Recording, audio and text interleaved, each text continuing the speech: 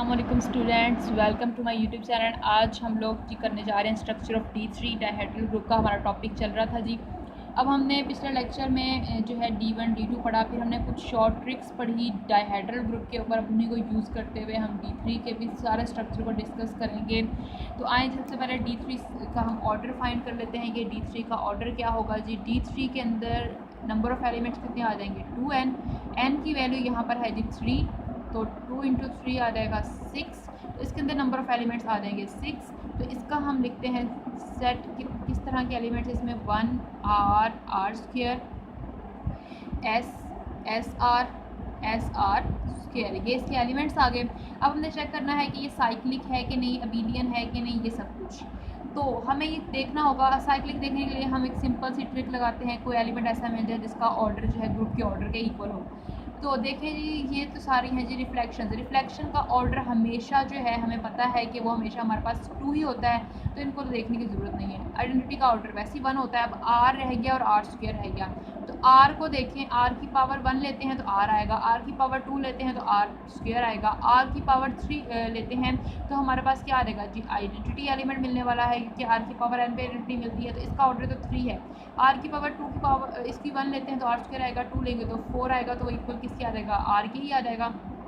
r की power 3 लेंगे तो तब हमारे पास किसके इक्वल आ जाने वाला है, ये आइडेंटिटी के इक्वल आने वाला है। इसका भी ऑर्डर 3 है, इन दोनों का ऑर्डर तो 3 है। इसका मतलब इसके पास कोई भी ऐसा एलिमेंट नहीं है जिसका ऑर्डर 6 हो। इसका मतलब D3 जो है ये नॉन साइक्लिक है, इज नॉट साइक्लिक। अब चेक करना है अबीलियन।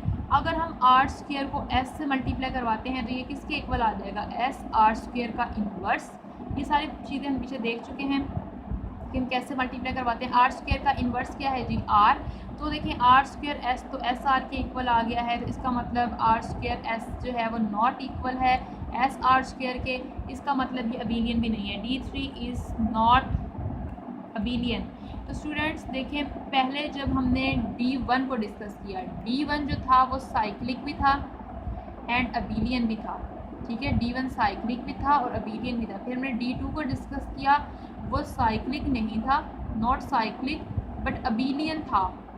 ठीक है, अबीलियन था। अब D3 ना तो साइक्लिक है ना अबीलियन है। तो यहाँ पर जो D3 है जी, ये स्मॉलेस्ट ऐसा ग्रुप है जो नॉन अबीलियन है। Smallest non abelian group, smallest non abelian group है। जैसे हमने कहा था ना कि K4 smallest non cyclic group है, K4 smallest non cyclic group है। D2 K4 की आइसोमॉर्फिक था ना, तो ये D4 और K4 एक जैसे ही ग्रुप्स हैं। K4 smallest non cyclic group था और D3 smallest non abelian group है। ठीक है, ये बात अपने माइंड में रखनी है। अब हम चलते हैं जी, इसके स्ट्रक्चर को डिस्कस करते हैं डिटेल से।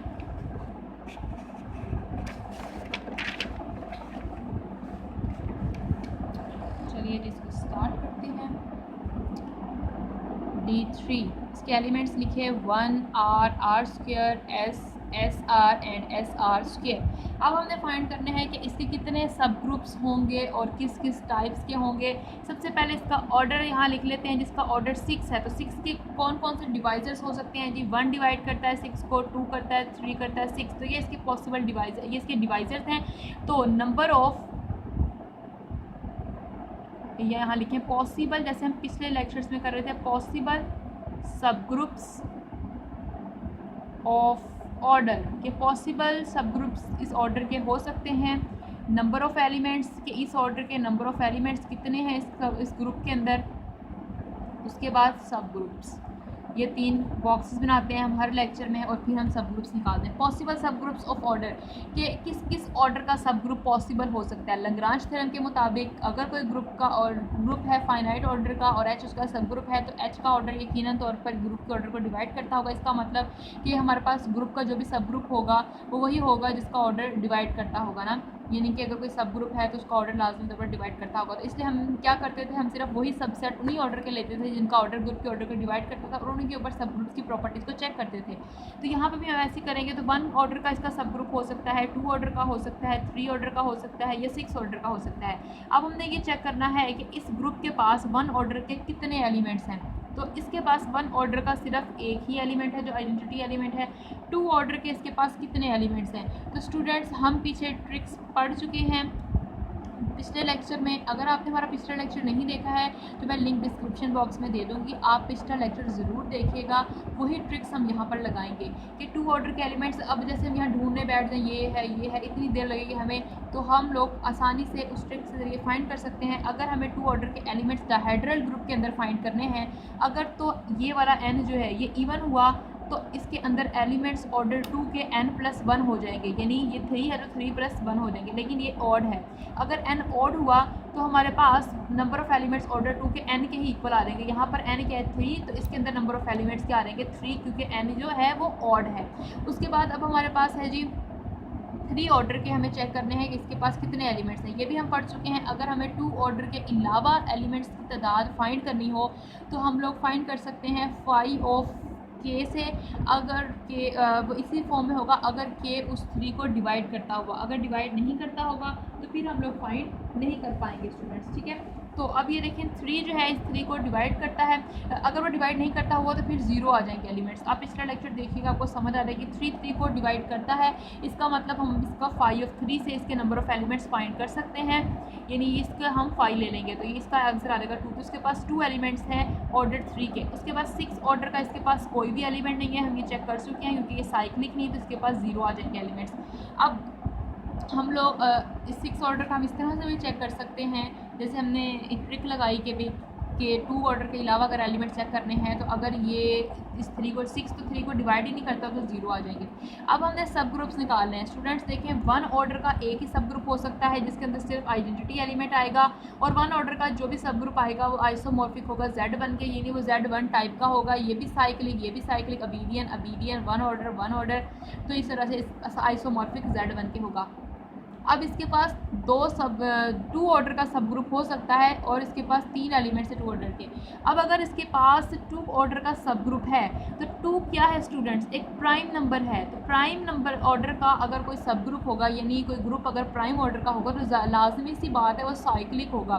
तो हमने पिछले लेक्चर में ट्रिक सीखी थी कि अगर हमें नंबर ऑफ साइक्लिक सब ग्रुप्स निकालने हो तो हम वो कैसे फाइंड कर सकते हैं कि साइक्लिक सब ग्रुप इस ऑर्डर के कितने आएंगे, यानी जैसे हमें 2 ऑर्डर के साइक्लिक ग्रुप्स की तादाद फाइंड करनी है तो हम कैसे फाइंड कर सकते हैं, नंबर ऑफ साइक्लिक सब ग्रुप्स ऑफ ऑर्डर 2 इक्वल आ जाएगा number of elements divided by 5 of 2 के इस ऑर्डर के, यानी 2 ऑर्डर के इस ग्रुप में कितने एलिमेंट्स हैं जी 3 है, 3 ऊपर आ जाएगा और डिवाइड करवा देना है हमने 5 ऑफ 2 से। आप पिछला लेक्चर देखिएगा वहाँ पर आपको समझ आएगी 5 ऑफ 2 से।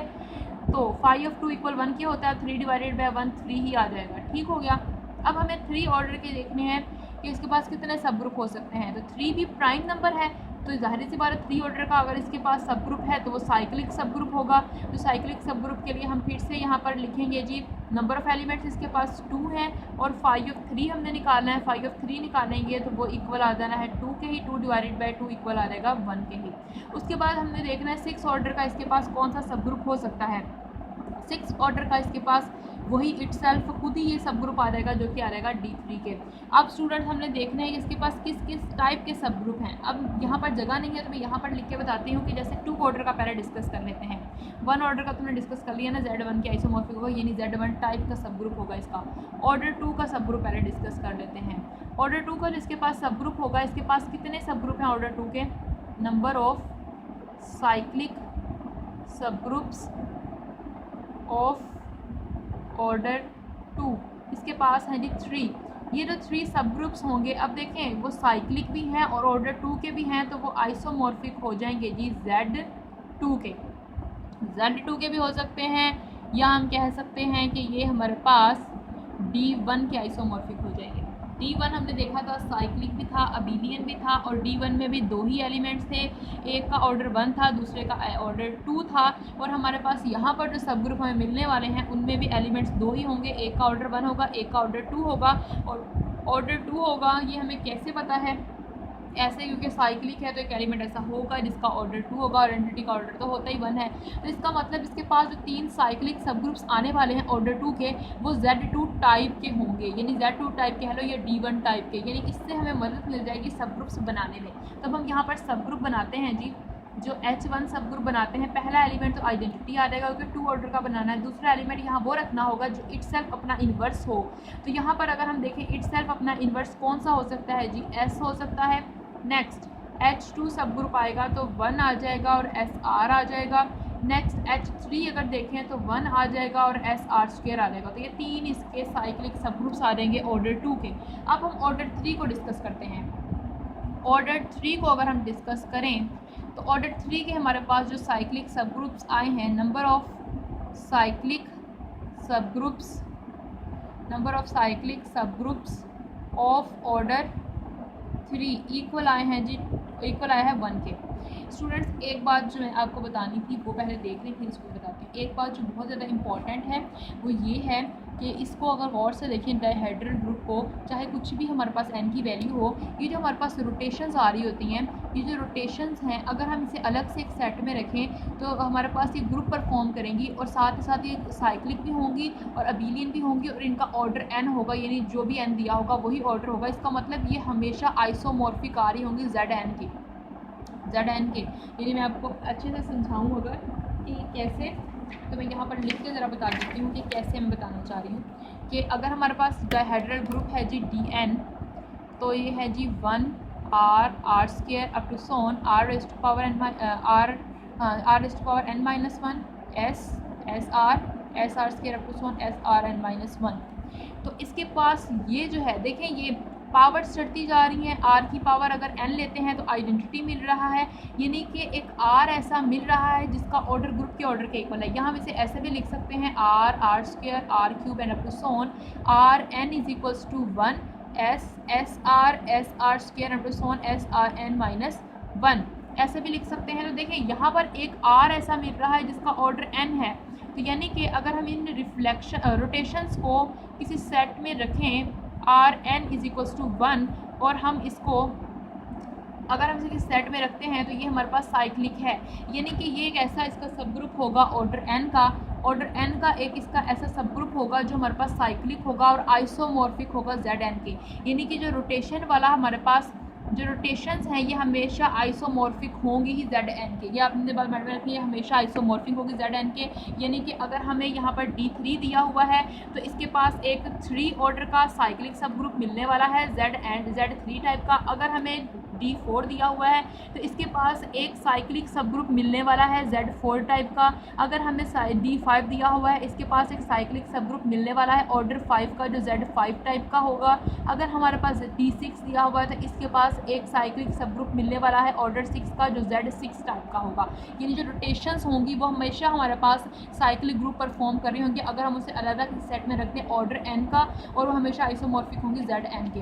वही चीज़ हम यहाँ पर देख रहे हैं D3 में अगर हम देखें तो हमारे पास नंबर ऑफ साइक्लिक सब ग्रुप ऑर्डर 3 का हमारे पास एक ही है, और वो देखें हमारे पास साइक्लिक सब ग्रुप है और उसके अंदर एलिमेंट्स किस टाइप के आएंगे 1 r²।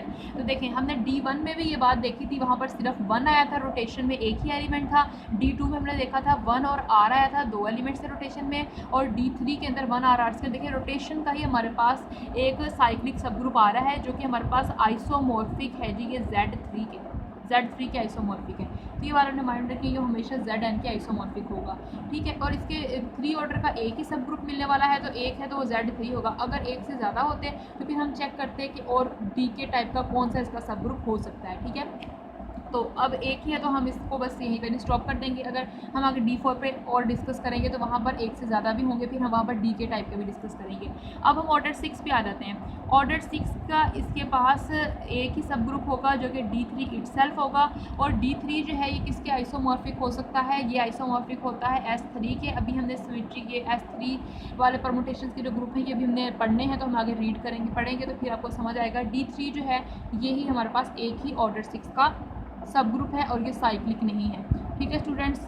अब देखें हम लोगों ने देखा कि इसके पास टोटल कितने सब ग्रुप्स आए। टोटल सब ग्रुप्स अगर हम देखें यहाँ पर हम लोग टोटल सब ग्रुप अगर इसके निकालें, टोटल सब ग्रुप्स यहाँ पे लिख लेते हैं, टोटल सब ग्रुप्स ऑफ D3। तो टोटल सब ग्रुप इसके देखें अगर हम, तो यहाँ पर हमने लिखे हुए हैं एक ये या 3 ये, एक ये, यानी 1 2 3 5 और एक 6 सब ग्रुप्स आए, 6 सब ग्रुप्स आए। इनमें से साइक्लिक कितने थे? साइक्लिक अगर देखें तो हमारे पास 3 ये साइक्लिक आया हमारे पास, और एक ये साइक्लिक आया हमारे पास, और एक ये साइक्लिक था, यानी जो फर्स्ट वाला था, यानी 1 ऑर्डर का भी साइक्लिक था, 2 ऑर्डर के 3 थे वो भी साइक्लिक थे, 3 ऑर्डर का एक था वो भी साइक्लिक था, यानी इसके पास 5 साइक्लिक सब ग्रुप्स हैं। तो इसके पास साइक्लिक सब ग्रुप्स कितने हैं? टोटल साइक्लिक सब ग्रुप्स इसके पास हैं D3 के पास 5। एक तो ये था तरीका कि हमने ऐसे सारा इसका स्ट्रक्चर डिस्कस किया और हमने इसके निकाले टोटल इसके कितने सब ग्रुप्स आए। स्टूडेंट्स, एक हमारे पास तरीका ये भी था और एक हमने पिछले लेक्चर में शॉर्ट ट्रिक से सीखा था कि हम टोटल सब ग्रुप कैसे निकाल सकते हैं डायहेड्रल ग्रुप के, और साइक्लिक सब ग्रुप कैसे निकाल सकते हैं। तो वो अगर हम यहाँ पर लगाएं तो क्या आ जाएगा टोटल। तो हम चेक करते हैं क्या उस ट्रिक से और इस तरह से निकलने वाले सेम निकलते हैं। टोटल नंबर ऑफ सब ग्रुप्स ऑफ D3 तो कैसे निकालने थे? Tau of 3 plus sigma of 3। Tau of 3 का मतलब कि डिवाइजर्स के नंबर कितने, नंबर ऑफ डिवाइजर्स कितने हैं, 3 के कितने डिवाइजर्स हैं हमारे पास? 3 के डिवाइजर्स हैं हमारे पास 1 और 3 दो ही हैं। और सिग्मा ऑफ 3 का मतलब क्या है हमारे पास, यानी हमने यहाँ पर जो 3 लिखा होगा ना n, वो यहाँ पर लेना है, इसका ऑर्डर नहीं लेना है, ये वाला n लेना है। अब सिग्मा ऑफ 3 का क्या मतलब है कि इसके जो डिवाइजर्स हैं, यानी 3 के जो डिवाइजर्स हैं उनका सम कर दें। तो इसके डिवाइजर्स हैं, एक तो 1 है, एक 3 है, 3 + 1 करेंगे तो 4 आ जाएगा, तो 4 + 2 6। तो देखिए ऐसे भी 6 निकले और इस ट्रिक से भी 6 निकले। अगली ट्रिक हमने लगाई थी कि टोटल नंबर ऑफ साइक्लिक सब ग्रुप्स अगर हमने देखने हो, टोटल नंबर ऑफ साइक्लिक सब ग्रुप्स ऑफ D3 वो इक्वल किसके आ जाएंगे हमारे पास, कि हमें जब साइक्लिक सब ग्रुप्स निकालना है उसके लिए हमारे पास ट्रिक थी tau of n plus n।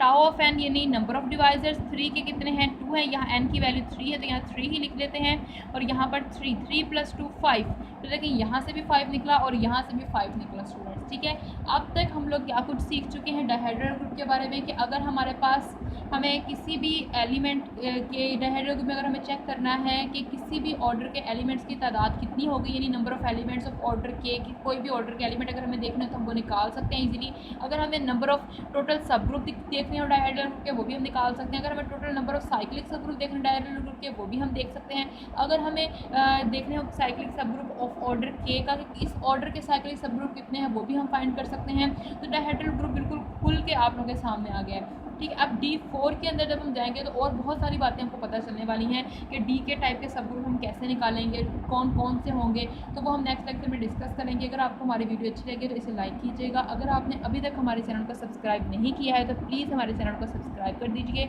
और बेल आइकन को भी ज़रूर प्रेस कीजिएगा ताकि आपको हमारी हर नई वीडियो मिलती रहे। थैंक यू स्टूडेंट्स, अल्लाह हाफिज़।